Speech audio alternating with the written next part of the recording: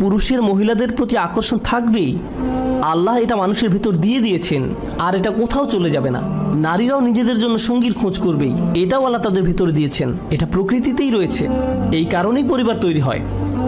আজ যখন অসুস্থ, নোংরা আর অবৈধ কার্যক্রমের দরজাকে বিস্তীর্ণ রূপে খুলে দেওয়া হয়েছে, এরকম পরিস্থিতিতে একজন যুবক এসে যখন বিয়ের কথা বলে, আমি জানি আমি মাত্র ভার্সিটির 3য় বর্ষে পড়ি, আমি জানি আমি মাত্র ভার্সিটির 3rd ইয়ারে পড়ি, কিন্তু আমি আর পারছি না মা, আমি আর পারছি না বাবা। সে হয়তো এভাবে বলে না, আব্বা আমার হরমোন আমাকে পাগল বানিয়ে দিচ্ছে, ক্যাম্পাসে মেয়েদের যা অবস্থা, আমি জানি না আপনাকে কি বলবো।